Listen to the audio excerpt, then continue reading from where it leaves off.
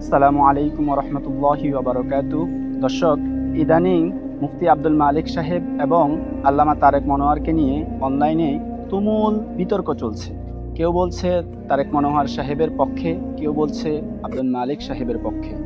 আসলে কি হয়েছিল? অনেক সাধারণ পাবলিক, অনেক সাধারণ মানুষ, এমনকি অনেক ওলামায়ে কেরামও বিষয়টা ক্লিয়ার না। আসলে প্রকৃতপক্ষে কি হয়েছিল? তো আজকে এই ভিডিওতে আপনাদের সামনে আমি এই বিষয়টা ক্লিয়ার করার চেষ্টা করব ইনশাল্লাহ। গত কয়েকদিন আগে আল্লামা তারেক মনোয়ার সাহেবের ফেসবুক আইডি থেকে একটা পোস্ট করা হয়। আপনারা আমার পাশে পোস্টটা দেখতে পাচ্ছেন। এই পোস্টকে কেন্দ্র করেই অনেকে এই পোস্টের পক্ষে আর অনেকে এই পোস্টের বিপক্ষে গেছেন। তো যখন বিতর্ক তুমুল পর্যায়ে চলে গেল, তখন আল্লামা তারেক মনোয়ার সাহেব অনলাইনে এসে বলেছেন তার এই ফেসবুক আইডি এটা তার নিজস্ব না, এই আইডিটা কে চালায় তিনি সেটাও জানেন না। অর্থাৎ এই পোস্টটি হচ্ছে একটি ভুয়া পোস্ট, বিতর্কিত পোস্ট। তিনি এটা ক্লিয়ার করেছেন। আপনারা পাশে এই ভিডিওটি দেখতে পাচ্ছেন। জানি ইন্টারনেটে কিছু কথা আসছে আমার ব্যাপারে। আমি প্রথমত আবার ক্লিয়ার করছি, আমি কোনো ফেসবুক আইডি চালাই না। কোনো ফেসবুক আইডি আমি সরাসরি চালাই না। আমার সাথে কোনো ফেসবুক আইডি সরাসরি কোনো সম্পর্ক নেই। এখন বাইতুল মুকাররমের খতিব হাফেজাহুল্লাহকে নিয়ে যে কথা এসেছে আমার ব্যাপারে, এটা আমি পড়িও না, জানিও না কে করেছে। আমি তার শাস্তি চাই। যে এই কথাটা ওনার ব্যাপারে বলেছে তাকে বের করেন, তাকে শাস্তি দেন। আমি নিজে শাস্তি দেব এবং আল্লাহ যেন এই জাতীয় নোংরামি থেকে আমাদেরকে হেফাজত করেন। আল্লাহ বলছেন কুলুল ইন্নাসি হুসনা, সবচেয়ে সুন্দর শব্দটা মানুষের করবেন। উনি আলহামদুলিল্লাহ, আমি ওনার সাথে সাক্ষাৎ হয়নি, কিন্তু যতটুকু শুনেছি ওনার অনেক তাসনিফাত, ওনার অনেক ইলমি খিদমত পৃথিবীতে চলে যাচ্ছে। আল্লাহ তাকে আরো খেদমত করার তৌফিক দান করেন। আর যারা এই সমস্ত বিশুদ্ধার করছে আমাদের সম্পর্ককে নষ্ট করার জন্য, মূলত দর্শে নিজামের বিরুদ্ধে জামাত থেকে অথবা জামাতের কোনো আলেম কোনো সময় কোনো দিন নিষিদ্ধ করেনি। টুকিটাকি কিছু হয়েছে, সেটা আমরা আবার মানিয়ে নিয়েছি। আমরা আমাদের আল্লামা সাঈদী রাহমাহুল্লাহ অত্যন্ত সুন্দর ভাষায় বলতেন, এক চোখ আমার দর্শে নিজাম, এক চোখ দর্শে নিজামি আর এক চোখ কওমি। আমরা যেন এভাবেই আমাদের সম্পর্ককে সুন্দর রাখতে পারি। রাসূল সাল্লাল্লাহু আলাইহি ওয়াসাল্লাম বলেছেন, মানুষের ব্যাপারে ভালো বলো, না হয় চুপ থাকো। সেই হাদিসের উপরে আমরা যেন চলতে পারি। আল্লাহ তৌফিক দান করুক। আসসালামু আলাইকুম ওয়া রাহমাতুল্লাহি ওয়া বারাকাতুহু। এই ভিডিওতে ক্লিয়ার করে বলেছেন তিনি কোনো ফেসবুক আইডি চালান না। এখন কথা হচ্ছে, যারা এই পোস্টকে কেন্দ্র করে বাইতুল মুকাররমের খতিব মুফতি আব্দুল মালিক সাহেবের বিরোধিতা করেছিলেন, তারা আদৌ কি ঠিক কাজ করেছিলেন? যে কোনো বিষয় যাচাই বাছাই ছাড়া এইভাবে মন্তব্য করা, আলেমদের বিষয়ে মন্তব্য করা, এটা কি আদৌ আমাদের ঠিক হয়েছে কিনা? এটা হচ্ছে সবচেয়ে বড় প্রশ্ন বিবেকের কাছে। সর্বোপরি একটা কথা বলবো, সেটা হচ্ছে আব্দুল মালিক সাহেবকে নিয়ে অনেক বিতর্ক। অনেকেই বলতেছেন যে আব্দুল মালিক সাহেব শরিয়ার বিষয়ে কথা বলেন না, আব্দুল মালিক সাহেব সরকারের সাথে আতাত করার চেষ্টা করতেছেন। আসলেই কি বিষয়টা এমন? এজন্য আপনাদের সাথে আমি আরেকটি ভিডিও শেয়ার করলাম, এই ভিডিওটি দেখতে পারেন। এটা মুসলিম দেশ, কাজে এটার আদালত ইসলামী শরীয়ত অনুসারে পরিচালিত হতে হবে।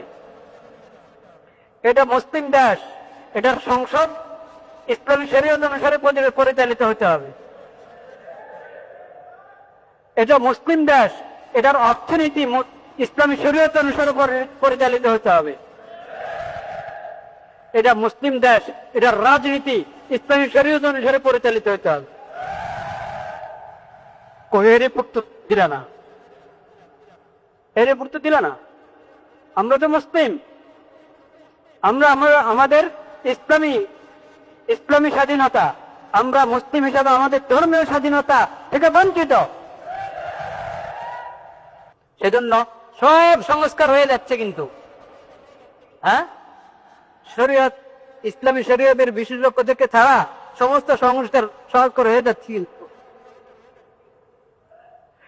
আর মত বিনিময় হচ্ছে, মতামত দিচ্ছেন, কিন্তু ফায়সালা কে করবে?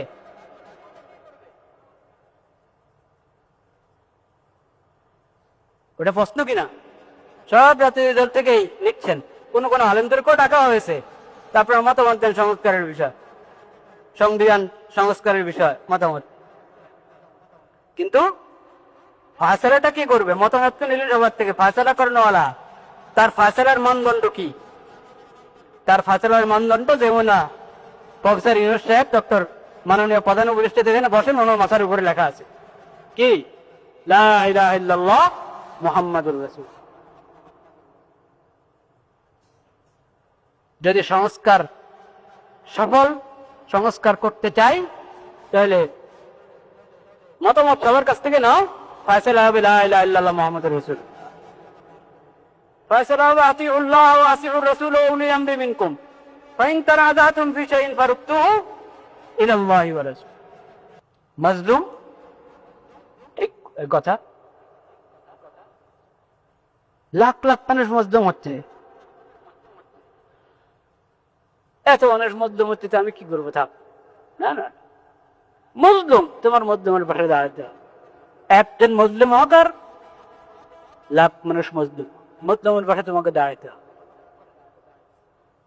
জালেম একজন হোক আর হাজার জন হোক, তার প্রতিবাদ করতে হবে। যদি শক্তি সামর্থ্য থাকে তাদের হাত ধরতে হবে, জুলুম থেকে বারণ করতে হবে, যার হক নষ্ট করছে তার হক নিয়ে দিতে হবে। এটা ইসলামের শিক্ষা। জালেমের শক্তি বেশি হওয়ার কারণে তার জুলুমের নাম ইনসাফ হয় না শরীয়তে। শরীয়তে ওর নাম ইনসাফ হয়।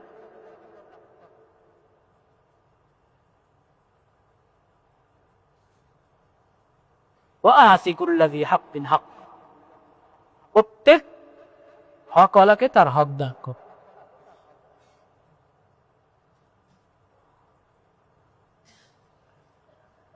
লা ইলাহা ইল্লাল্লাহ, লা ইলাহা ইল্লাল্লাহ, লা ইলাহা ইল্লাল্লাহ। তাদের রিপোর্টে ধর্মীয় স্বাধীনতা বাংলাদেশে যথাযথ পালিত হচ্ছে না, স্বাধীনতা পাচ্ছে না। কারা পাচ্ছে না? এই দেশে বিভিন্ন ধর্মের মানুষ আছে, ইসলাম ধর্মের মানুষও আছে কিনা? হ্যাঁ, তো ইসলাম ধর্মের লোক যারা মুসলিমরা তাদের কি কি অধিকার থেকে বঞ্চিত হচ্ছে ওটা রিপোর্ট ছাপাও, তা তো বললে না। বাংলাদেশের ধর্মীয় স্বাধীনতা উপস্থিতির রিপোর্টে ছাপাচ্ছে, ওটার তালিকার মধ্যে মুসলিম সংখ্যাগরিষ্ঠ, তাদের ভাষায় বললাম, ওদের কি কি অধিকার নষ্ট হচ্ছে ওটার তালিকা নেই, ওটার তালিকা নেই।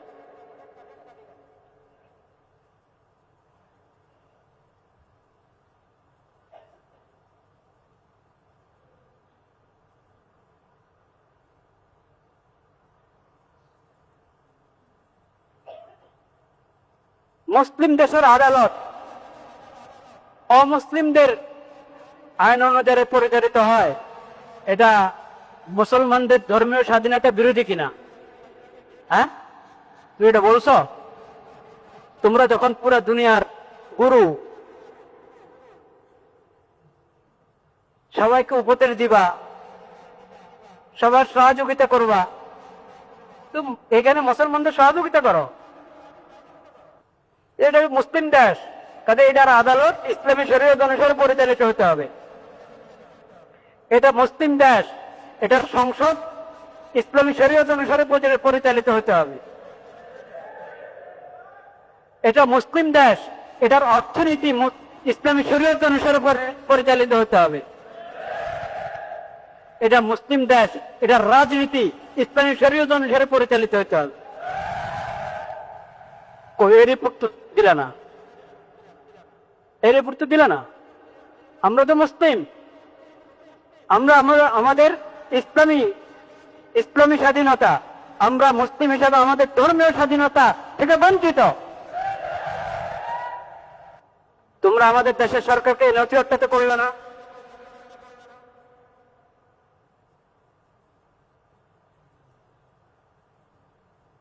যাদের আগাগোড়া বৈষম্য, তারা আপনাদেরকে সমতার শিক্ষা দিবে, এটা আপনারা আশা করেন?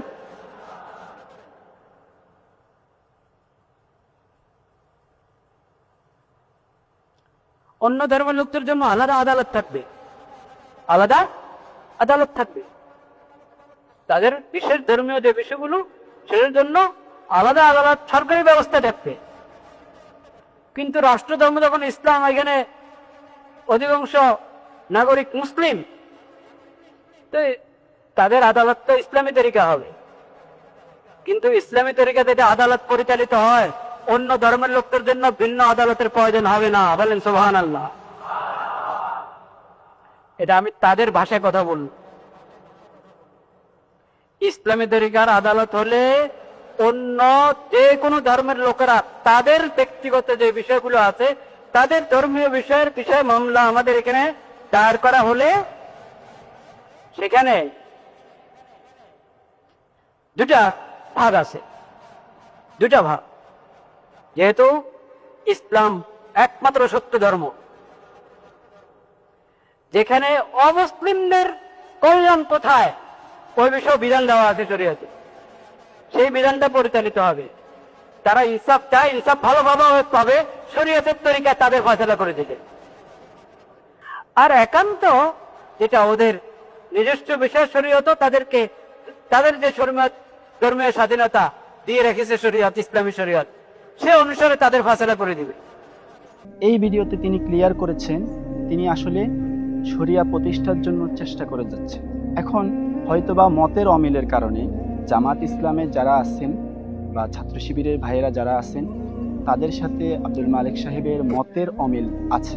এই জন্য উভয়ই শালীন হওয়া উচিত, কারণ সবাই কিন্তু দিনের প্রহরী, সবাই দিন কায়েমের জন্য চেষ্টা করতেছে।